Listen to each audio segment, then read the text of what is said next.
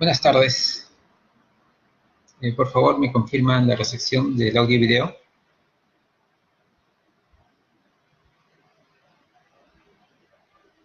Señor Clinton, ¿me puede enviar un mensaje confirmando recepción de audio y video?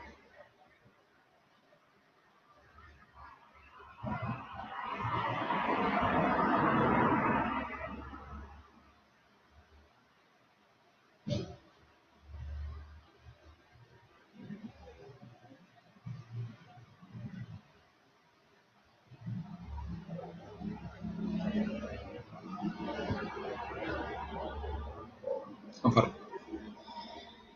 Buenas noches.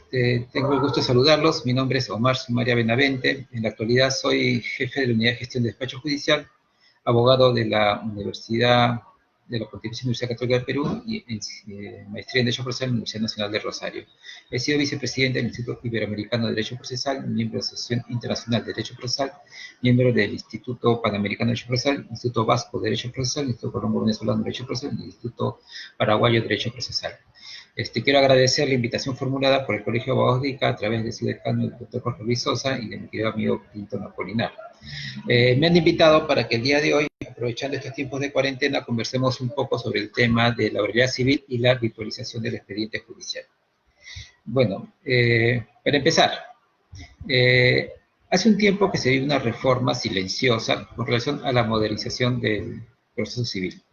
El caso es que, posterior a la reforma del proceso penal y del proceso laboral, producto de la implementación de las leyes procesales como el nuevo Código Procesal Penal y la Ley Procesal del Trabajo, la reforma del proceso civil quedó postergada. Y quedó postergada porque se entendió que en el año 93, cuando se estableció el Código Procesal Civil, pues ya se había dado la reforma, pero no fue el caso. ¿Por qué? Porque este cambio legislativo no tuvo mayor acondicionamiento en el modelo de despacho ni en el modelo de gestión del expediente. Por lo que la mala interpretación de sus normas, la falta de recursos, la falta de capacitación, etcétera, muy pronto hicieron que este modelo que propugnaba el Código Procesal Civil 93 fuera absorbido por el antiguo modelo y de lo que era un proceso dinámico, flexible, antiformalista, principista, pasó a ser un proceso ritualista, escrito, formalista, etcétera, ¿no? Con lo que en la realidad tenemos una queja de los usuarios en relación a la disciplina procesal civil.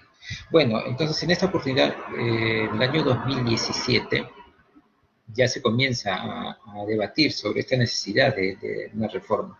Y la primera acción fue que el Ministerio de Justicia constituyó un equipo de revisor del Código Procesal para establecer propuestas de mejora a este código. Sin embargo, en el seno del mismo Poder Judicial no querían ser ajenos a este proceso de cambio, y es así que la presidencia de ese entonces conformó un equipo de trabajo para la reforma del proceso civil. Este equipo de trabajo estuvo integrado por magistrados de todas las instancias, supremos, superiores, primera instancia, inclusive de paz y de distintos distritos judiciales.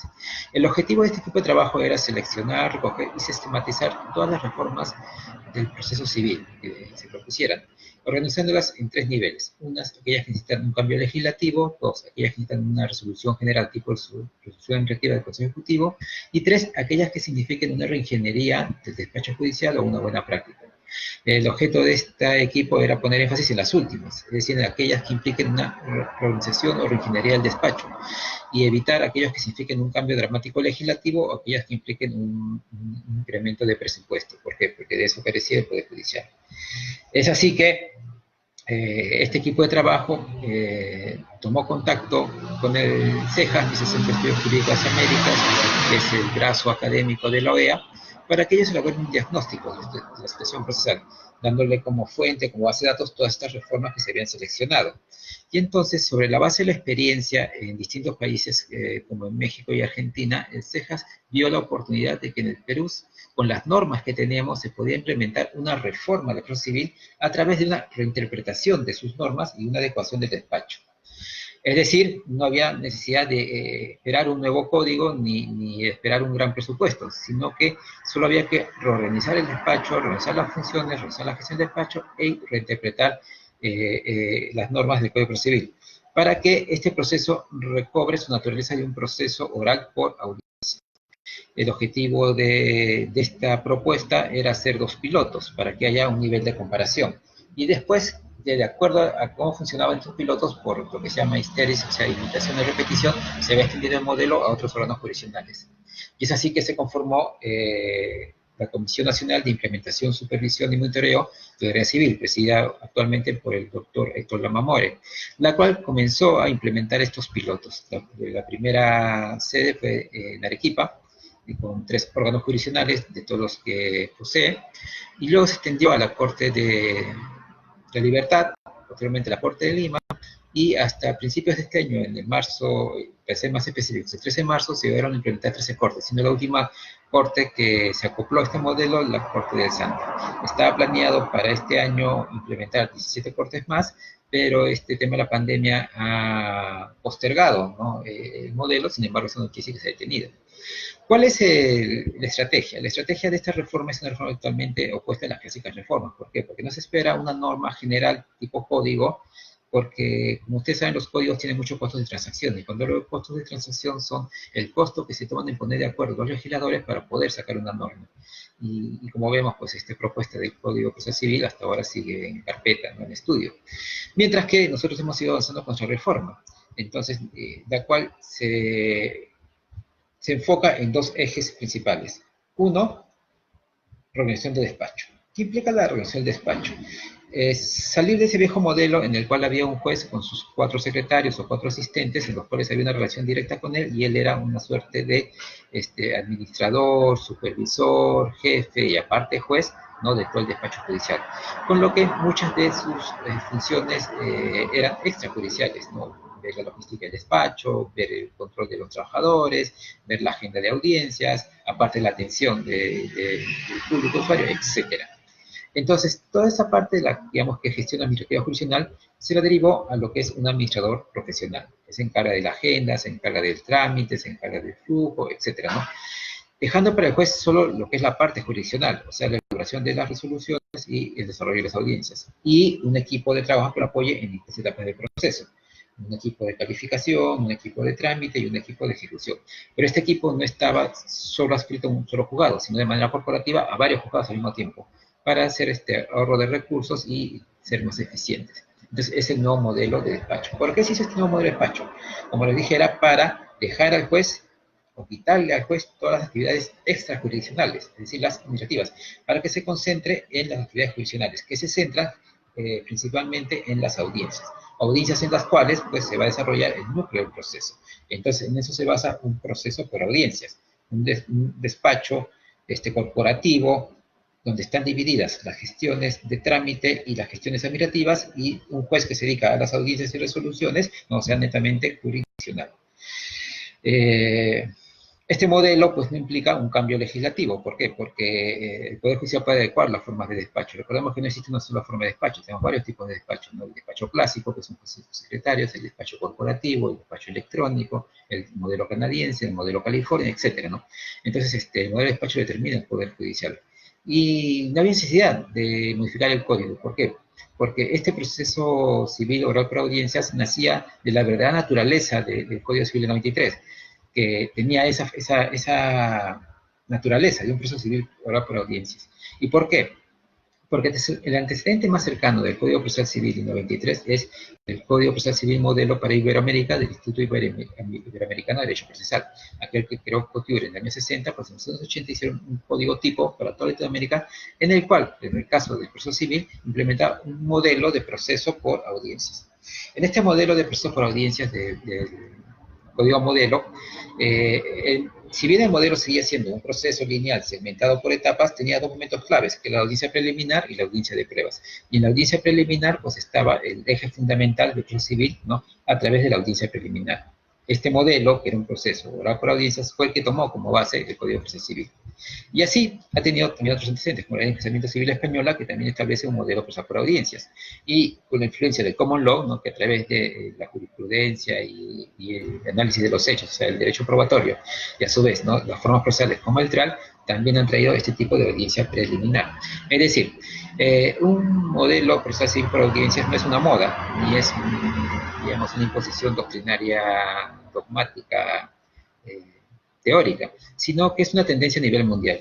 diversos países en latitudes tal vez muy lejanas y muy distantes de nuestros, como la China, la India, y acá más cerca Chile y Japón, etcétera, están implementando este modelo de proceso civil por audiencias. En Inglaterra, ¿no? También se ha implementado un proceso civil por audiencias. Es decir, es una tendencia a nivel mundial, la cual, ¿no?, el Poder Judicial apostó por esta reforma. Y como ven, es una reforma a bajo costo, con el propio presupuesto del Poder Judicial, cuyas cortes han tratado de redistribuir su presupuesto para organizar estos despachos judiciales de manera corporativa, como sustento administrativo para este juez que se dedique a realizar audiencias. No hay mayor cambio legislativo porque solo es una reinterpretación a la verdadera naturaleza del Código Procesal Civil, ¿no? Y lo que más interesante es que es voluntario. Es decir, no se obligó a los jueces a que adopten este modelo, sino que fue paulatinamente que se está implementando el modelo y viendo la eficiencia y las bondades de este, es que los demás órganos jurisdiccionales vienen solicitando poder formar parte de este sistema. Y en temas prácticos, ¿no? Vemos que el primer caso seguido con este modelo de la civil, iniciado a finales del año 2017, en diciembre, en la ciudad de Arequipa, pues finalizó exactamente a finales del año 2018, en la Corte Suprema. Es decir, transcurrió solo un año en transitar todas las instancias jurisdiccionales. Eso en términos, digamos, cuantitativos, significa bastante. ¿Por qué? Porque aquel que ha transitado y sufrido, ¿no?, al proceso civil sabe que esto tiene una fecha de inicio, pero no una fecha final. Puede demorar 3, 4, 5, 6, 7, 9 años, ¿no? A pesar que el Código Procesal Civil diga que la vía más lata, que es el presupuestamiento, debería durar 90 días, en el abreviado 45 días y máximo 15 días, la realidad es totalmente distinta. Entonces, que un proceso dure un año, un proceso de conocimiento, ya es un gran avance, significa que algo está bien. Ahora, hay que reconocer también que hay otros cambios, no solo eso va a modificar el código. Y uno de esos cambios, pues, es la ejecución, pero ya es otro tema. Por lo menos se va adelantando con la fase cognitiva declarativa, acelerar esa fase y después ya se verá el tema de la ejecución. Pues teniendo antecedentes, ¿no? Como digo, la implementación de la oralidad no nace de un debate teórico-práctico, sino nace de una necesidad práctica. Pero no nace de un debate teórico-dogmático, sino nace de una necesidad práctica de dar un proceso efectivo, dar un proceso que cumpla, que satisfaga al ciudadano, ¿no? Porque ahora la justicia tiene que estar orientada hacia el ciudadano. Y es una respuesta a una tendencia a nivel mundial. Entonces no es un capricho de los órganos jurisdiccionales. Es así que se llevó a cabo esta reforma. ¿Pero en qué consiste este sistema de oralidad civil? Para esto tenemos un primer debate, y es que se entiende por oralidad.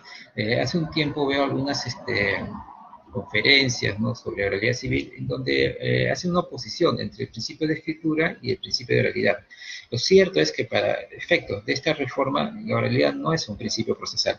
Entonces no puede ser oposición a la escritura, y a su vez la escritura tampoco es un principio procesal. ¿Por qué me digo que no son principios procesales? Porque los principios procesales son aquellos en los cuales son necesarios para que haya un proceso, como la dualidad de posiciones, el principio de contradicción, la imparcialidad del juez, etc., ¿no? La oralidad y la escritura son formas de comunicación que en algunas veces será más efectiva la escritura y en algunas oportunidades será más efectiva la oralidad. O sea, son solo herramientas. En este debate si son principios, no son principios, pues otros autores los han denominado principios consecuencias, ¿no? Lo cual también para mí no me es exacto. Y insisto, es mi opinión particular, no son principios procesales, sino son herramientas del proceso. Y como toda herramienta puede ser bien y mal utilizada, ¿no? Es como un martillo, que es una herramienta, y el martillo tiene una característica, ¿no? El martillo tiene un mango largo que hace que la fuerza física se convierta en fuerza de golpe, y la aumenta y hace que una base de menor superficie se introduzca en una base de mayor superficie, porque ese aumento de fuerza. Ok, esa es la función del martillo, pero un martillo bien utilizado puede clavar un clavo, pero un martillo mal utilizado pues puede romper una cabeza y matar a una persona. Es decir, las herramientas por sí no son buenas ni malas, sino depende de quién las utiliza y cómo las utiliza, y se entiende para qué sirve y cómo son las herramientas. En el mismo caso se entiende por la realidad. Es una herramienta dentro del proceso ¿cuál es su función? Su función es proporcionar una comunicación eficaz. Comunicación eficaz, ¿para qué? Comunicación eficaz para trasladar información al juez, ¿no?, para que a su vez el juez tenga una mayor calidad en las decisiones. Esa es la función de la oralidad. Entonces salimos de este debate comentando si es mejor la oralidad, si es mejor la escritura, porque ni uno es mejor que el otro, ni uno es peor que el otro, o sea, solo son formas de comunicación que se utilizan en distintas fases del proceso. Es así que, por ejemplo, la escritura no es que tampoco se ha dejado de lado. ¿Por qué? Porque en las fases introductorias y finales del proceso, o sea, en el input y el output, que son los actos instructorios vinculantes, antes llamados actos postulatorios, y el output, que es la sentencia, son escritas, ¿ok? Mientras que el desarrollo, el intercambio de información será de manera oral. Es esto que se quiere, combinar ambas herramientas en este proceso. Ahora, ¿de dónde viene esta combinación de esta herramienta de la oralidad y la escritura? La mezcla de dos tradiciones, ¿no? Del proceso anglosajón con el proceso europeo continental. También muchos críticos de la oralidad, ¿no?, manifiestan de que la oralidad pues es un acercamiento al common law, que se ha dejado el derecho continental, y eso también es falso. ¿Por qué? Porque no podemos decir a estas alturas que ya somos netamente del civil law, ¿no? Muchas instituciones del common law cada vez se vienen acercando y dejamos de ser un derecho totalmente civilista, como se decía. El tema de la jurisprudencia, el tema de el razonamiento sobre hechos, etcétera, nos acerca cada vez a un sistema parecido al common law, pero no dejamos mostrarse al civil law, con lo cual es un nuevo derecho que estando digamos, en estos escenarios del mundo, ¿no?, sobre todo en Latinoamérica, que combinan ambas tradiciones y tratan de sacar lo mejor de ambas tradiciones. Entonces, ¿cómo son estos dos modelos, ¿no? Por ejemplo, en el modelo del derecho europeo continental, es un proceso segmentado lineal por etapas, es como una recta, como una flecha, ¿no? Porque tiene un punto de origen, que es el ejercicio del derecho de acción, y tiene un punto de destino, el destino de la flecha, que es la sentencia. Y para llegar de la acción a la sentencia, pues resultamos toda la serie procedimental, una etapa de afirmación, una etapa de confirmación, una etapa de negación, una etapa de confirmación, una etapa de alegación, y siendo la sentencia el objeto del proceso. Como ven, es un proceso lineal segmentado por etapas. Y para pasar de una etapa a otra, pues hay que primero agotar una etapa. Entonces son etapas que están ordenadas de manera sucesiva, son etapas que son inmediatas, con un intervalo de tiempo, son etapas que son preclusivas, porque hay que agotar una para pasar a la siguiente, son etapas que son precluyentes, porque agotada una no se puede regresar hacia atrás, o sea, siempre se avanza hacia adelante. Pero lo que es más interesante de este modelo es que es un proceso de razonamiento casi científico. ¿Por qué? Porque cada etapa representa una etapa de un proceso científico, una hipótesis, una contrahipótesis, una verificación de la hipótesis, una síntesis, y de ahí el resultado. ¿Por qué es este modelo? Porque en este modelo de proceso, pues tiene una relación estrecha con el modelo de Estado, el Estado europeo continental de comienzos del siglo antepasado. Estado que se basa en tres principios fundamentales: la jerarquía, la soberanía y la unidad. En la cual el objeto del proceso era aplicar la ley que daba el legislador, o sea, el Estado, ¿no? ¿Para qué? Para evitar el desorden social y justificar la presencia del Estado. Por ello, el proceso, que es un mecanismo, ¿no?, un mecanismo racional, para que el juez, a través de esa razón, por eso la ley es fruto del racionalismo, ¿no?, aplique esa razón que es la ley. Entonces, el objeto, digamos, el centro neurálgico, el centro de gravedad de este tipo de proceso es el razonamiento y la sentencia, ¿no? Es lo que forma la estructura sobre la base de este modelo de Estado. Esto se contrapone al proceso del common law, porque en el common law el proceso no es un proceso lineal por etapas segmentado, ¿no? Ante un juez funcionario cuya función es, a través de un proceso de razonamiento, extraiga la razón y aplique la ley, sino el proceso en el mundo del derecho anglosajón se denomina trial. Trial se podría traducir como prueba, ¿no? Pero para prueba hay otros. Para prueba, como nosotros lo conocemos, hay otros conceptos, como el proof o el evidence. El trial más sería su traducción más cercana a reto, ¿no? Enfrentamiento, reto. En el trial, el proceso se constituye de dos momentos. Un primer momento, que es el pretrial, y un segundo momento, que es el trial. Para llegar al pretrial, que vendría a ser la audiencia preliminar, ¿no?, el juez norteamericano no es un juez muy pasivo como se cree, ¿no?, sino al contrario, tiene muchos poderes en el pretrial. Tiene el poder, por ejemplo, un poder muy fuerte de que si no hay fundamentos del caso, o sea, no hay un caso, puede sentenciar, puede declarar que no hay caso y archiva el proceso, ¿no?, lo que se llama striking out, con lo cual se finaliza el proceso y se genera cosa juzgada. Él puede proponer la vía procedimental, si puede ser una small track o una multitrack, ¿no?, dependiendo de la complejidad del proceso. La garantía para el justiciable es que a su solicitud se podría ir al juicio por jurado, pero esa es la garantía para el justiciable, siendo el juez que propone la vía procedimental. En estos poderes que tiene el juez, como tiene esa posibilidad de en un primer momento decir, acá no hay un caso, y con eso acabar el proceso, son que las partes van con un caso a este pretrial, ¿no? No van a arriesgar suerte. ¿Cuándo se dice que tienen un caso en el hecho norteamericano? Como es un sistema de probabilidades, entonces dice que cuando hay 50% de probabilidades, que puede ser sí o puede ser no, entonces ahí tenemos un caso. Pero si yo tengo menos de 50% de probabilidades, no voy al pretrial. ¿Por qué? Porque sé que voy a ganar. Entonces, otra parte que prefiere negociar. Y si yo sé que tengo más de 50% de probabilidades, tampoco voy al pretrial. ¿Por qué? Porque al tener todas las de ganar, más bien incentivo a otra parte que vaya a la negociación. Es decir, ¿cuándo se va al caso? Solo cuando hay esa duda del 50%. Tengo más o tengo menos son situaciones en las cuales hay incentivos para no ir al proceso. Y entonces se resuelve una etapa inicial que es la negociación. Por eso en el hecho norteamericano se da mucho la negociación. Eh, Antes de entrar al pretrial hay una etapa, digamos, que no es jurisdiccional, sino es entre las partes, la cual se llama el discovery. En el discovery, o intercambio de información, a través de un acto inicial que es el plea notice, que vendría a ser como una demanda, pero no tiene los elementos que tiene acá la demanda, no tiene esos presupuestos materiales, pero esos presupuestos formales, esas condiciones materiales, un aviso de notificación, entonces las partes ponen en contacto y hacen una agenda, ¿no? Hacen una agenda en el cual se ponen los plazos, la documentación que van a ir entregando y el otro va a ir contestando. Eso se llama el discovery. ¿Qué es lo que sucede? Que esta etapa del discovery ha sido muy criticada a nivel de derecho comparado. ¿Por qué? Porque los abogados norteamericanos se volvieron expertos en dilatar el discovery justamente cuando un tiempo se hace de negociación y para no llegar al pretrial. Y entonces se producen situaciones como el over discovery o good discovery. Es decir, cuando se da información muy densa de tal manera que otra parte no la puede contestar, o cuando se da demasiada información y tal vez innecesaria, y generando que la otra parte en igual sentido no la pueda contestar. Frente a esas situaciones que son faltas de lealtad al debido proceso, ya la barra norteamericana pues está declarando sanciones para expulsar a los abogados que cometan ese tipo de actos, ¿no? ¿Por qué? Porque lo que hacen es dilatar el proceso. Pero el discovery, ¿qué entiende? Que las pruebas, o sea, lo que nosotros conocemos como fuentes de pruebas, se intercambian antes del proceso, de tal manera que cuando tú vas a pretrial ya tienes todos tus fundamentos de hecho y de derecho. Los fundamentos de derecho son las jurisprudencias que se van a aplicar, ¿no? Y entonces, de tal manera que ya sabes si tienes o no tienes un caso. Si no tienes un caso, no vas a pretrial, porque puedes perder por todo. Y si vas a ganar, prefieres la negociación. Entonces, todo este proceso norteamericano está enfocado hacia no ir al proceso, sino evitar el proceso, a que todo se resuelva fuera del proceso. Por eso se dice que la diferencia entre el proceso europeo continental y el proceso anglosajón es que en el proceso europeo continental es fácil entrar al proceso, ¿no? Porque hay una competencia arreglada, todas las demandas ingresan, el juez la califica, etcétera. El problema es salir del proceso, pueden durar una eternidad. En cambio, en el modelo norteamericano parece un mundo más compacto, pero el problema es entrar al proceso, no todo el mundo entra al proceso.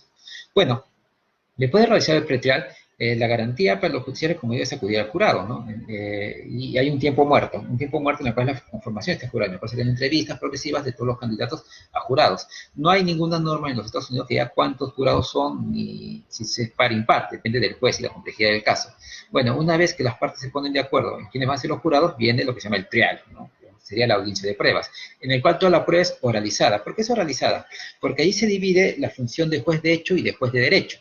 El juez de hecho es el jurado, que son miembros extraídos de la sociedad que no tienen que conocer derecho, no pueden ser abogados ni estudiantes de derecho, a diferencia de España, que es pura escabina, en el cual el presidente jurado, si es un abogado, bueno, en el sistema anglosajón no son técnicos en derecho, sino no tienen que saber derecho. Y ellos quedan el veredicto, que es el veredicto, la verdad de los hechos, o sea, lo que casi sería la premisa fáctica. Una vez que establecen la verdad de los hechos, pues o dan al juez de derecho, que vendría a ser el juez, y él aplica la sanción o consecuencia jurídica, ¿no? En la cual se vienen las funciones. A diferencia del proceso europeo continental, en el cual las funciones de juez de hecho y juez de derecho están reunidas en un solo funcionario. Y otra vez, ¿por qué es distinto? Es distinto porque acá el modelo responde a un modelo de Estado unitario, jerárquico, soberano, mientras que acá responde a un Estado horizontal, ¿no? Un Estado en el cual la participación de la ciudadanía dentro del sistema es esencial. Por eso es que el jurado es una forma de participación de la sociedad en la administración de justicia. En el mundo norteamericano, como toda la prueba es oral, no hay segunda instancia, ¿no? No es como en el derecho europeo continental, que la segunda instancia es una garantía del debido proceso, un derecho fundamental, etc. ¿Por qué no puede haber segunda instancia? Porque al ser toda la prueba oral no hay registro de la prueba, no hay un expediente físico, ni siquiera electrónico. Lo que ustedes ven en la televisión, a lo más es un taquígrafo, que lo que toma apuntes son de las partes más importantes sobre la audiencia, pero no es una transcripción literal de la audiencia. Y es más, la audiencia es privada y no se graba, ¿no? Entonces, como no hay esa base de datos escrita o registrada para que un superior la revise, la doble instancia no existe como garantía en ninguna constitución de ninguno de los estados norteamericanos. La apelación es una potestad del juez. Él, si quiere, la concede, y si quiere, no la concede. Y muchas veces ese recurso de apelación no lo ve un juez superior, sino lo ve un juez de igual nivel. De tal manera que el control de las decisiones es de manera horizontal, y entonces, para que no haya, digamos, una cuestión de desorden, los mismos jueces se autorregulan en revisar las resoluciones de sus compañeros, porque si no implicaría que ellos utilizan sus resoluciones. Responde un modelo de estado distinto a una concepción distinta del proceso. En cambio, en el otro sistema, el expediente es un nervio fundamental, porque es la base de datos sobre la cual el revisor va a superar y va a reafirmar su poder sobre el inferior, sobre ese modelo jerárquico, ¿no? Sobre esa estructura jerárquica del modelo de estado. Entonces, distintos tipos de procesos responden a distintos modelos de Estado, lo cual tiene que ver con la hipótesis que decía Miranda Maska en su libro Las tareas de la justicia y el poder del Estado, en la cual señalaba pues de que antes de saber qué modelo de proceso tienes, tienes que saber qué modelo de Estado tiene, ¿no? Bueno, y es también uno de los presupuestos, uno de los objetivos del derecho procesal contemporáneo, y es la relación entre cultura y proceso, de tal manera que antes de adoptar una forma procesal tenemos que ver si es adaptable a nuestra cultura, porque muchas veces hemos importado formas procesales y finalmente no han dado los resultados que hemos querido. Si bien dieron resultados en Italia, en Alemania o en Estados Unidos, también nuestra sociedad es distinta. Entonces tenemos que ver el contexto cultural para crear una forma procesal. Bueno, entonces se podría decir que haciendo esa relación cultura-proceso, en la actualidad la sociedad peruana es como la sociedad norteamericana de los años 70, 80, una sociedad utilitarista, consumista, materialista, individualista, ¿ok? Pero con alta noción del conflicto, se formalizan mucho los conflictos, que a su vez también ha asimilado la cultura, el derecho fundamental extraída de Europa. Entonces esa mezcla de cultura hace el campo proceso cultural para implementar una forma procesal que no sea típicamente de un modelo de estado jerárquico, sino que combine ambas formas procesales.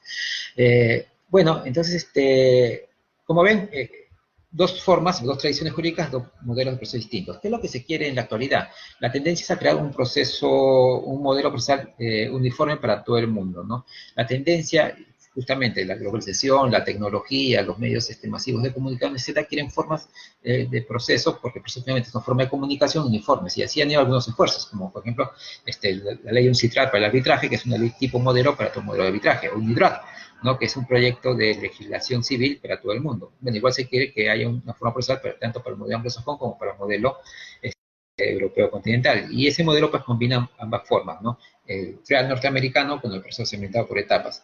De tal manera que estamos en un nuevo escenario, de un nuevo tipo de proceso. No es el real norteamericano, ni es el antiguo proceso por etapas, sino estamos en una etapa que se llama un modelo de proceso cooperativo colaborativo, en el cual sociedad, individuo y partes están en un nivel de posición coordinada dentro del proceso. O sea, ya no es un juez superior, todopoderoso, etcétera, y unas partes que están a lo que dice el juez, ni es al revés, no un juez que está sometido a las partes, sino que todos son partícipes de este mecanismo que es el proceso, son más que partes, son participantes del proceso, y dentro de ese proceso todos colaboran. ¿Para qué? Para que la empresa llamada proceso tenga los resultados más efectivos, y de esta manera pues genera los incentivos para la solución de los conflictos de manera más rápida y eficaz. Dentro de este modelo de procesos cooperativos se combinan el modelo de resolución. No es una resolución extraída del razonamiento del juez, no es una resolución extraída de la apreciación de los hechos por jurado, sino que basado en temas jurisprudenciales, pues se aplica un razonamiento lógico. La verdad no es una verdad formal ni material, sino es una verdad que tanto interesa a las partes como interesa al juez. Y la buena fe no es solo para las partes, ni solo para el juez, es para ambas partes y dentro de una vista objetiva y dentro de una perspectiva subjetiva. Es decir, estos son los presupuestos para este nuevo tipo de modelo procesal que se llama proceso cooperativo, dentro del cual se marca este proceso oral civil por audiencias. Bueno, regresando a lo que nosotros tenemos, sucedió nuestro Código Procesal Civil, y falló por la sencilla razón de que una mala interpretación y una mala estrategia de implementación del código. Como les había mencionado minutos antes, nuestro antecedente más inmediato es el Código Procesal Civil Modelo para Iberoamérica, pero al momento de implementar el 1993, el legislador, no sé por qué, porque no hay una exposición de motivos, esta audiencia preliminar señalada en el Código Modelo, nuestro modelo se divide en dos: en la audiencia de conciliación y saneamiento, o la audiencia de conciliación, y la audiencia de saneamiento, fijación de puntos controvertidos y admisión de medios probatorios. Al dividir esta audiencia preliminar en dos segmentos, pues de alguna manera desnaturalizó el objeto del proceso. ¿Por qué? Porque esta audiencia preliminar no se entendía como un momento del proceso, no se entiende, pero no se entendía como un segmento, ¿no? O sea, como una parte, sino como un momento dinámico, un momento multifuncional, un momento multipropósito, cuyas funciones principales son la posibilidad de una autocomposición del conflicto, dos, la determinación del objeto del proceso, y tres, la determinación del objeto de prueba.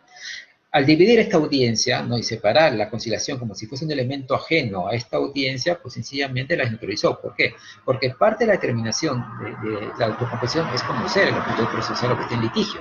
Si yo no identifico muy bien la relación de conflicto, no podré proponer una solución negociada, ¿no? O si es más eficaz, la solución formal de adjudicación de soluciones a través de un tercero imparcial como es el juez. Entonces, estos tres elementos, autocomposición, objeto del proceso y objeto de prueba, están íntimamente ligados y no se pueden dividir, porque uno determina al otro y uno depende del otro. Pues es que la audiencia se entiende como un todo, no es un segmento en un conjunto de pasos. Cuando se dividió en el Código Procesal Civil, entonces desnaturalizó al modelo. ¿Y qué creó? Una gran confusión. ¿Por qué? Porque yo no estoy en contra de que los jueces puedan conciliar. Lo que estoy en contra es que un juez concilie cuando no tiene las herramientas para conciliar. ¿Y cuáles son esas herramientas? Pues conocer teoría del conflicto y teoría de gestión de los conflictos. Porque muchas veces estas consideraciones se transformaron en lo que se llama adelantos de opinión. Y es lo que sucede, por ejemplo, en el derecho procesal penal, ¿no? El pre-bargaining, que aquí se denominó como principio de oportunidad, que no es ningún principio tampoco, sino es un concepto totalmente político-jurídico, que fue creado en los Estados Unidos a finales de la década del 20 por un movimiento de criminalidad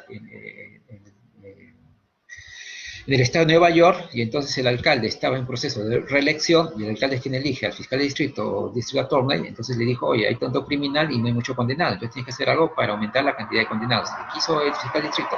Pues creó este principio de oportunidad, por el cual los acusados en un proceso, para evitar el costo del proceso penal, que es muy costoso, porque es un abogado técnico que los lleve ante un juicio por jurados, pues les ofrecía, ¿no? Una oferta, declárate culpable, así tú seas inocente, para que te digas el proceso. Y muchas veces la gente aceptaba. Y entonces por eso su traducción sería como la ganga, la oferta. Entonces eso como digo, de jurídico tiene estrictamente político, pero acá se trabaja como un principio. Pero entonces ahí no hay una verdadera conciliación, eso no es una conciliación, esa es una suerte de extorsión, digamos, legal, ¿no? Es lo mismo que pasa en las conciliaciones civiles. Entonces el juez, cuando carecía de las herramientas de gestión de conflicto, lo que hacía es hacer una opinión, o sea, un pre-bargaining, ¿no? O un principio de oportunidad, y decía que una conciliación. Y entre eso, pues muchos críticos de la conciliación dijeron, no, eso se tiene que hacer fuera del proceso.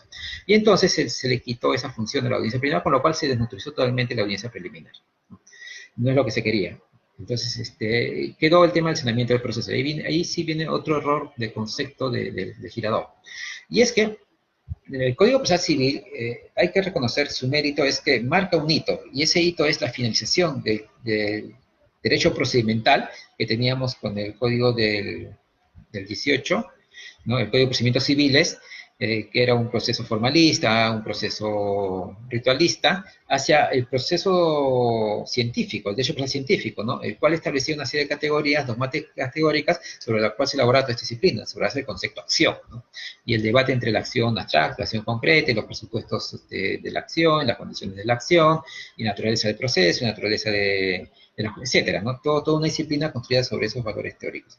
Pero ni bien estaba entrando el Código Procesal Civil con esa teoría del proceso que recién se comenzó a enseñar en las universidades, ¿no? En los años 80, no, en los años 90 recién estaba enseñando teoría del proceso, ya el mundo estaba cambiando por otro lado, entonces ya se venía lo que se llama el neoconcialismo, lo cual cambiaba, pues, a este mundo, ¿no? En un mundo basado más en principios que en reglas, de tal manera que toda regla tiene que estar basada en un principio que la valide, y si la regla se pone al principio, el principio es el que se aplica, y en caso de conflicto de principios, se pondera donde hay mayor facultad del juez, un juez más antiformalista, un juez más un juez que más adecua las formas al caso concreto, etc. Con lo cual, pues, esta noción de proceso cambió, ¿no? Y lo que vemos es, por ejemplo, el derecho procesal constitucional, en el cual tiene todas estas formas. Y muchas veces el derecho procesal constitucional ve al derecho procesal civil como si fuese, pues, una disciplina que da en el tiempo, que en el pasado, que hablan de latinazgos, ¿no? Algo así como salido del Señor de los Anillos, cosas por el estilo. Y ellos son el nuevo derecho procesal. Y tal vez es cierto, y es cierto ¿por qué? Porque yo no creo que sea una rama distinta, sino que el derecho procesal constitucional es la evolución del derecho procesal, un derecho procesal más dinámico, más efectivista, más orientado hacia la persona, más que hacia la forma, etcétera, ¿no?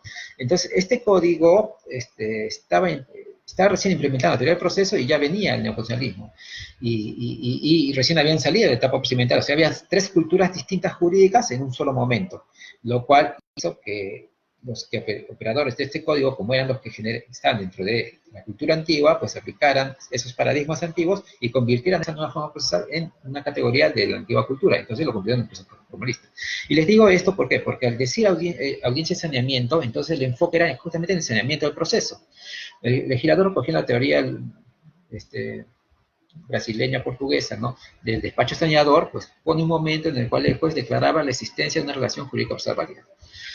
Eso a todo el mundo le pareció excepcional, le pareció fantástico. ¿Por qué? Porque recogía la parte esencial de la teoría del proceso, ¿no? El concepto de acción, sus presupuestos materiales, sus presupuestos formales y conceptos materiales. Pero lo cierto es que en la actualidad, ¿no?, el concepto acción es uno de los conceptos más criticados que hay, ¿no? Autores de mayor jerarquía que mi persona, como Jordi Nieva, son directos, dicen, la acción es el concepto más interesante, más importante, más enigmático y fascinante. De hecho, el civil, pero a veces es más inútil, porque no explica nada. Y Tarelo también, en un artículo muy interesante del cual habla de el espectro, el fantasma de la acción, o la final de la acción creada por John Bennett, lo que se tiene ahora, dicen, bueno, finalmente hablar de la acción no ayuda mucho. Y si nos acercamos al hecho anglosajón, ahí no existe el concepto de acción, ¿no? La acción se concede como el antiguo derecho romano y se crea por el juez, como en el proceso de la legislación. Bueno, en fin. Entonces, este proceso de audiencias preliminares, dinámico, flexible, al enfocarse en saneamiento, se convirtió en una discusión dogmática teórica. Entonces, el juez, ¿qué hacía? Analizaba, pues, esos presupuestos formales y condiciones materiales, por lo cual daba una resolución dentro de su despacho en un análisis totalmente teórico, ¿no? Y entonces él declaraba si existía o no existía sin la protección de las partes. O sea, no había debate.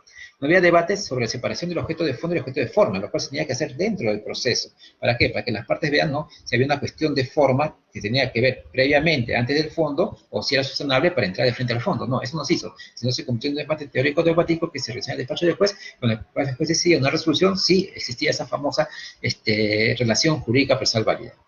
No conformes con eso, viene la segunda parte. Una vez que el juez declaraba esa existencia de la relación jurídica procesal válida, ¿no?, fijaba los puntos controvertidos. Y ahí sí hubo un error del legislador, y eso sí lo puedo decir, ¿no?, que el código modelo no hablaba de puntos controvertidos, hablaba de hechos controvertidos. Es decir, en esta parte de la audiencia se tenían que establecer los hechos en controversia, o sea, las afirmaciones de hecho en controversia.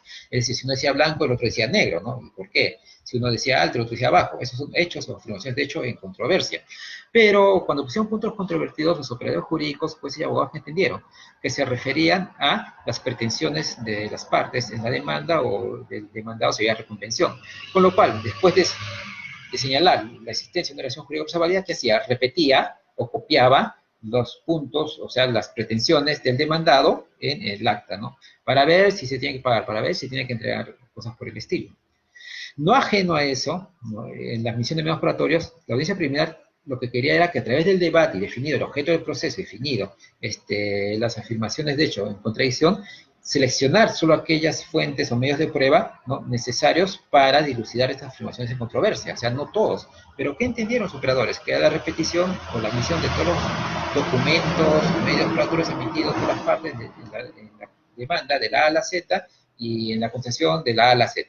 Con lo cual, pues, esta acta de la audiencia de saneamiento, fijación de puntos controvertidos y admisión de medios se volvió en un mero ritualismo y formalismo, en el cual iban las partes y encontraban todo digitalizado. Ya lo más de preguntar, ¿tiene algo más que agregar? Y si no tengo nada más que agregar, ¿no? Entonces, la participación de abogados y partes totalmente nula, con lo cual se volvió una pérdida de tiempo. Entonces, esta audiencia no le dio ningún valor agregado, ni técnico, ni jurídico al proceso civil, y entonces quiso el legislador, lo más sencillo, eliminarlo. Y ahí mató al proceso civil.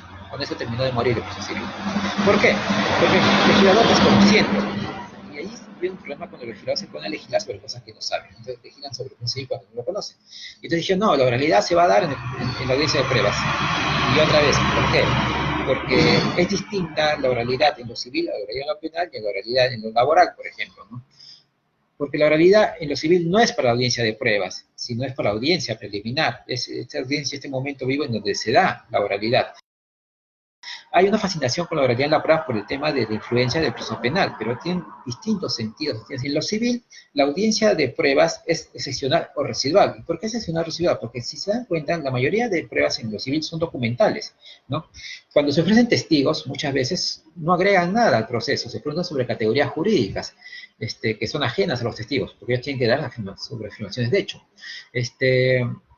O muchas veces citan testigos para que reconozcan documentos, o sea, que ya están en el expediente, o muchas veces se ofrecen pericias que son adelantos de opinión respecto a montos iniciatorios cuando todavía no se ha dilucidado si hay daño o no hay daño, o muchas veces piden imposiciones judiciales cuando no hay nada, es decir, la imposición judicial es cuando se tiene que verificar algo, no, pero se pide justamente cuando no hay nada, solo para sustentar lo que ya está escrito. Entonces, en los Estados Unidos, por ejemplo, excepcionalmente se da el juicio por jurados en la prueba penal, y en lo civil casi no se da. Es muy extraño. En Inglaterra, igualmente en el sistema del pretial, en lo civil casi ningún proceso llega a la audiencia de pruebas, porque todo se acaba en el pretial. Es decir, la oralidad no está para pruebas en lo civil, sino está para la audiencia preliminar. La oralidad en la audiencia de pruebas es para lo penal, y ahí sí tiene sentido. ¿Por qué? Porque es a través de la confrontación, enfrentamiento de las partes dentro de la audiencia de pruebas, ¿no?, en el examen de las pruebas, que se va a tratar de vencer esa presunción de inocencia o ese estándar demasiado razonable. ¿Okay? Ahí sí es necesaria la oralidad en la audiencia de pruebas, no civil no, entonces hay una confusión, entonces mucho se habla de oralidad y mediación, y otro tema también totalmente ajeno, ¿no? En lo civil no, pues no dice cross-interrogatorio, o ese examen de testigos, no, eso es para lo penal. Entonces hay una confusión, la técnica de litigación oral penal y del proceso penal enfocadas hacia lo civil, y son dos intenciones distintas. Y bueno, se terminó de destrozar al proceso civil. Y también es distinto en lo laboral, porque en lo laboral la oralidad no se da en la audiencia de juzgamiento, porque su mismo nombre dice audiencia de juzgamiento, o sea, el mensaje es distinto. ¿Por qué? Porque en el proceso laboral es un proceso que se llama derecho procesal social, donde está una función más tuitiva. ¿Qué es tuitiva? Que protege más a unas partes en desventaja material, que es el empleador. De tal manera que a través de una audiencia rápida basada en oralidad, no se quiere sentencias más rápidas para mandar un mensaje a los empleadores, y es que cumplas tus obligaciones nacidas de una relación laboral. Es decir, resumiendo, la oralidad es distinta en lo civil, en lo penal y en lo laboral. En lo civil está en la audiencia preliminar, en lo penal en la audiencia de pruebas, y en lo laboral en la audiencia de juzgamiento. Y en lo de familia también debería estar en la audiencia de juzgamiento. Entonces, ¿no? Entonces se desnaturalizó el Código Procesal Civil. Murió, ¿no?, con tijeretazos, recortes, y se realizó un proceso escriturado por audiencias. Bueno, la propuesta del 2019 de la Comisión Nacional de Implementación, Supervisión y Monitoreo del Código Procesal Civil es devolver esa naturaleza el proceso oral por audiencias al proceso civil. Retomando el concepto de audiencia preliminar, es decir, decirle que la audiencia de saneamiento, decir que la audiencia de saneamiento es en verdad una audiencia, o lo que se quería era una audiencia, y es así, era su propósito una audiencia preliminar. ¿Qué significa una audiencia preliminar? No una etapa del proceso, sino un momento del proceso, un momento del proceso en el cual habría tres situaciones, pero tres funciones o propósitos definidos. Uno, la posibilidad de autogestión, de autocomposición del conflicto. Dos, la determinación del objeto del proceso. Y tres, la determinación del objeto de prueba, lo cual se da en nuestros momentos. Por eso, para mí, la audiencia preliminar no debe ser flexible, debe ser dinámica, y no se valida en el cumplimiento de reglas. No es como una receta de cocina, primero hay que echar una cosa, después otra cosa, sino se valida en la medida que ha cumplido esas tres funciones. Es más, también hay una fascinación por el registro de la audiencia, ¿no? Y yo ahí sí cuestiono algunas cosas. ¿Por qué? Porque a veces estamos trasladando el concepto de audiencia del Código Civil a este nuevo tipo de audiencia, ¿no?, donde la audiencia en verdad se valida por su resultado, o sea, por su output.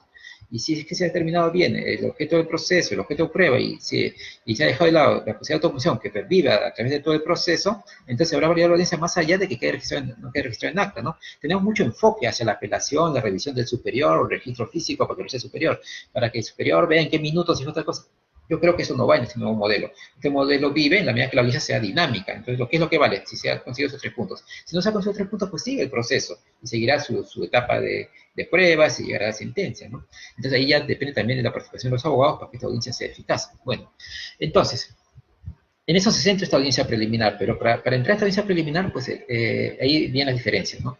La oralidad no es una repetición o verbalización de los datos escritos, ¿no? Porque muchos dicen, pero ¿para qué voy a la audiencia oral si voy a repetir lo que tengo en la demanda? Y eso es falso. ¿Por qué? Porque en la demanda, ahí sí el código, ¿qué te exige? Te exige solo un juicio de admisibilidad-posibilidad, es decir, un checklist entre los famosos presupuestos materiales y presupuestos formales, ¿ok? Pero en la oralidad te exige un análisis mayor, no solo te exige este análisis de admisibilidad y procedibilidad, sino te exige un análisis de justificación, de utilidad, necesidad y fundabilidad de la pretensión. Es decir, porque es necesario, cuál es el grado de probabilidad de que se declare fundada, ¿no? Cuál es la necesidad de esta pretensión de acudir a la norma jurisdiccional, lo cual implica una carga argumentativa más intensa, la cual se expone justamente en la audiencia preliminar. Es como, por ejemplo, y siempre lo repito, Cuando uno quiere acudir al Tribunal Constitucional, ¿no? Le exigen que aparte de sustentar la pretensión impugnatoria del objeto del proceso, sustente la necesidad de acudir al órgano jurisdiccional constitucional, o sea, al TC, ¿no? Este especial este especial interés de trascendencia constitucional es una copia del modelo español. En España también se exige esto, pero a diferencia de España, en España no solo lo exige el Tribunal Constitucional, sino se exige desde el juez de primera instancia. Es decir, desde que tú vas al juez de primera instancia, tienes que no solo sustentar requisitos de de posibilidad de admisibilidad de la pretensión, sino tienes que saber por qué el órgano oficial debe conocer de esta pretensión. Bueno, siendo que ahora todos los procesos son constitucionales y el proceso civil también es constitucional, entonces este criterio también se aplica al proceso civil. Entonces, ¿no? En la audiencia oral preliminar, no solo vas a repetir los presupuestos formales y las funciones materiales que están en el acto postulatorio llamado demanda, sino que tienes que argumentar y justificar la necesidad, la fundabilidad, la probabilidad, la utilidad de la pretensión que se va a dar, con lo cual pues tiene que hacer uso de las herramientas de la teoría de argumentación dentro del proceso. O sea, no es solo una verbalización de los actos, porque si fuese una verbalización de los actos y van las partes a repetir lo que está escrito, pues no tendría sentido, que es uno de los efectos que pasa en el proceso penal, ¿no? Que las partes van y repiten lo que está escrito. Entonces, ahí pierde sentido el tema de la oralidad, y eso no es lo que se quiere con la oralidad. La oralidad tampoco es retórica, ¿no? Porque muchos piensan que la oralidad es repetir autores, y eso también es falso, ¿no? La oralidad es como una herramienta de comunicación eficaz que está en un debate, un diálogo que tiene con el juez. De tal manera que el juez tiene una nueva dimensión en este tipo de procesos. Es un juez que más que director del proceso, es un director del debate, o quien dirige el debate, ¿no? Procurando que las partes participen, no siendo un juez autista ni un juez que da monólogos, sino un juez que más bien haga que las partes participen del proceso. Y también si las partes no participan del proceso, entonces pierde sentido la oralidad.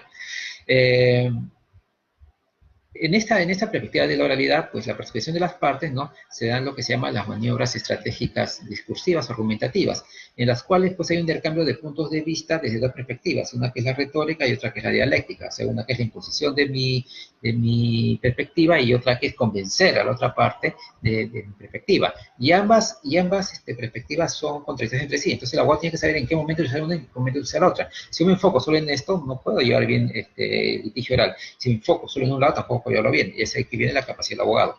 Entonces la teoría de argumentación tiene que estar muy presente en esta audiencia preliminar. Luego, este abogado tiene que manejar mucho lo que es la teoría del conflicto. ¿Por qué? Porque para analizar si era posibilidad de una autocomposición del conflicto, o sea, ya una solución negociada, primero tengo que saber lo que es el conflicto, y para saber lo que es el conflicto tengo que saber definir esta relación como una relación social y no como una situación, ¿no? Con su dimensión dinámica, su estática y sus distintas variables, y entonces diferenciar si estamos ante un conflicto latente, un conflicto falaz, un conflicto contingente, un conflicto desplazado, y solo podremos negociar cuando estemos ante un conflicto real. Y en eso fallan muchos abogados y negociadores, que no manejan la teoría del conflicto, entonces no pueden decir si hay la posibilidad de una solución negociada. También tenemos que utilizar la teoría de la herramienta del proceso para definir el objeto del proceso y finalmente el razonamiento probatorio. ¿Por qué?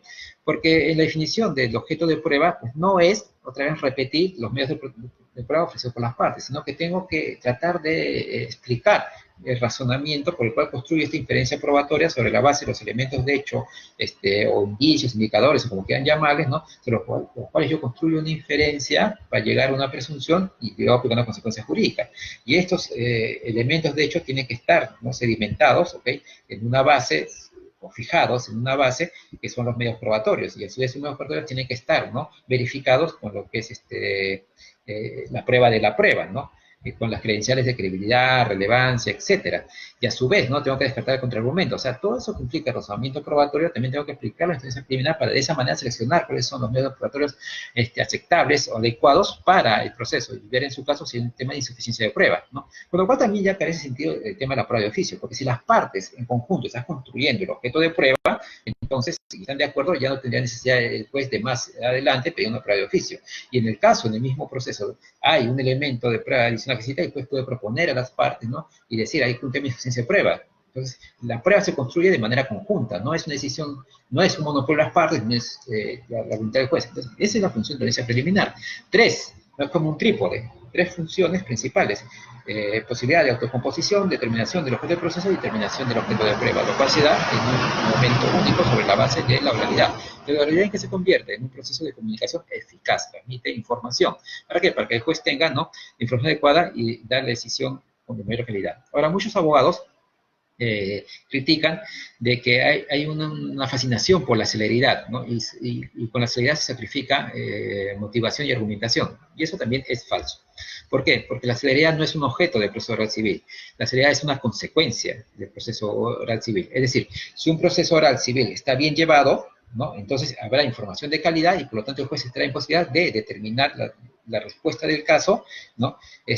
O posterior a unos cuantos días si es más complejo. Pero si no se lleva bien la audiencia oral, entonces no sirvió de nada, entonces tendrá que seguir su trámite.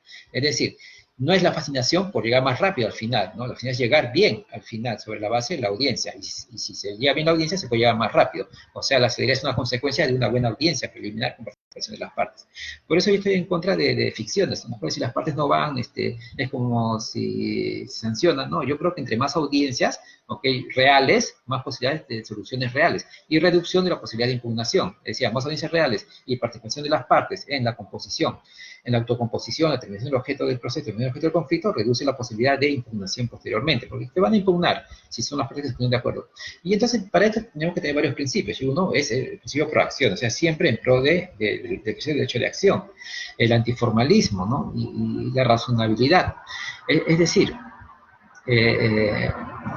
comentaba en alguna exposición que una colega que está en Alemania, en España, había una audiencia en la cual una parte proponía un recurso en un tema penal y el juez le dijo, ¿está seguro? Porque su recurso va a tener tanto efecto, tanto efecto. Y entonces ella se preguntaba si en el Perú sería posible eso. La primera persona dijeron, no, ¿cómo el juez va a anticipar los efectos? Y eso también es falso, ¿no? Dentro de este nuevo proceso civil oral, el juez tiene una dimensión más participativa, con lo cual un deber de asesoramiento, prevención, cuidado con las partes, donde le dice los efectos de su pretensión, la probabilidad de su pretensión, donde le absuelve las consultas, etc. Pero otra vez, para que se desarrolle mejor el proceso, ¿no? Y yo no me aproveche lo que no dijo, lo que quedó sobre el tapete. O sea, la comunicación eficaz es el objeto de esta audiencia. Teniendo esto más o menos en claro, viene el siguiente problema. Pero entonces, ¿cómo se puede dar la audiencia en un escenario virtual? ¿No? Y es que este tema del COVID-19 y la pandemia mundial que estamos viviendo ha hecho que haya una precipitación hacia la implementación del uso de las nuevas tecnologías. Y entre esas nuevas tecnologías, pues está la conexión como esta conferencia vía medios telemáticos, ¿no? Y entonces dices, pero si la audiencia va a ser virtual, ¿dónde está la inmediación? Yo otra vez les digo, en lo civil la inmediación no se da en relación de que tienes que tocar la prueba, encontrar un expediente o ver al testigo en la cara, esas cosas, ¿no? La inmediación se da en inmediación con las partes por la comunicación eficaz para determinar estos tres objetos del proceso.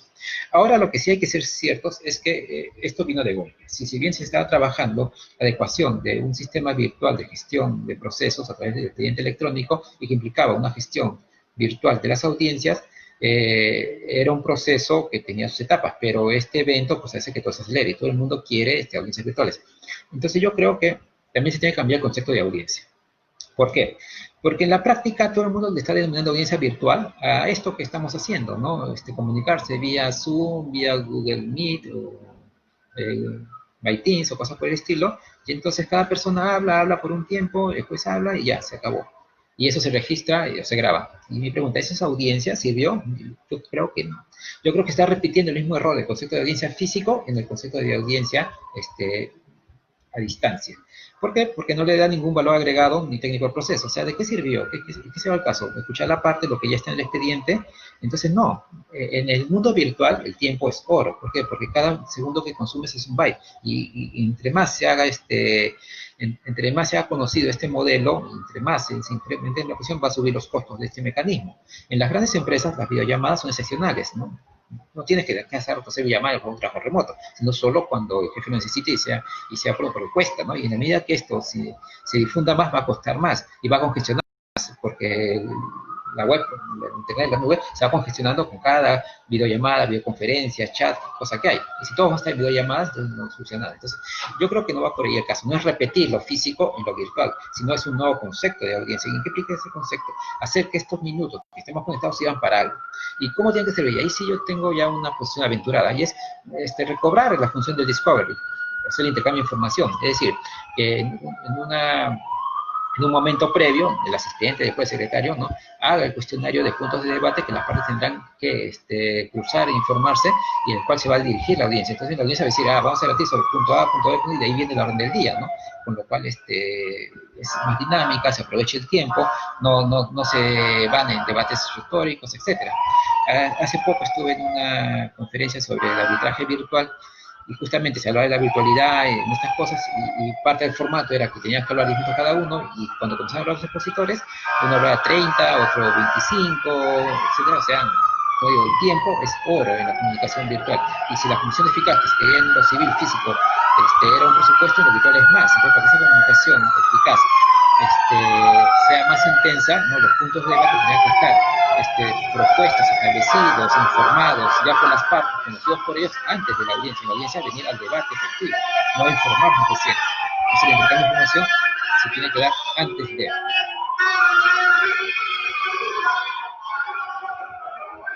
Toque de queda. Bueno. Entonces, y conversar con los amigos del CEJA, del Centro de Estudios de las Américas, y también lo cierto es que estas plataformas virtuales no sirven como audiencia virtual. Estas plataformas fueron diseñadas para debates de chat, para directorios de empresas pequeñas o grandes, etcétera, ¿no? Son inseguras, hace poco salió el reportaje que estas cuentas son hackeables, y entran a la conversación y entran a tu IP y te sacan toda la información y te suplantan, etcétera. Entonces, no fueron diseñadas para litigación virtual.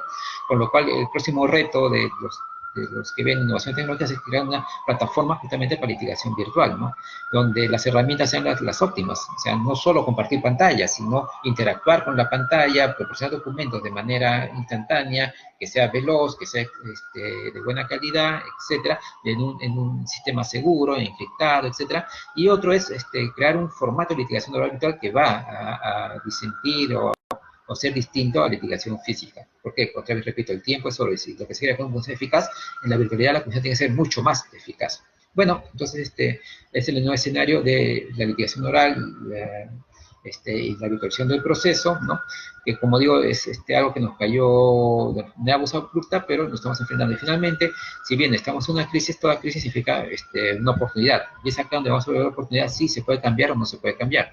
Lo cierto también es que la mayoría, sobre todo mis contemporáneos, somos migrantes digitales. Es decir, no nacimos con tecnología y poco a poco hemos migrado, ¿no? Por lo tanto, tal vez no podamos repotenciar, utilizar en su máxima potencia oralidad y virtualidad. Pero para aquellos que están en las universidades estudiando, ¿no?, más que los egresados, sino los que están recién en plena carrera o recién van a ingresar a estudiar Derecho, yo creo que estas herramientas van a ser naturales, con lo cual van así sacarle todo su potencial a este nuevo escenario. Entonces, como toda reforma, espera un tiempo, ¿no? Es inmediata, hay procesos y sobre todo un cambio cultural que tenemos que aceptar, ¿no? A veces doloroso, pero que es una nueva oportunidad para una nueva generación.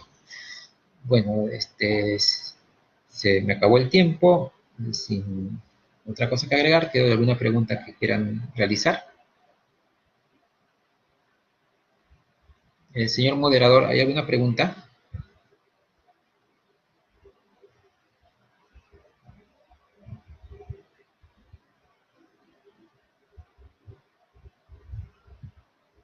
Bueno, entonces reitero mi saludo al doctor Sosa, decano del Colegio de Abogados de Tacna, y mi agradecimiento por esta invitación, y sobre todo mi agradecimiento a ustedes que han estado conectados viendo esta pequeña charla, y esperando pues reunirnos en una próxima ocasión. Muchas gracias y buenas noches.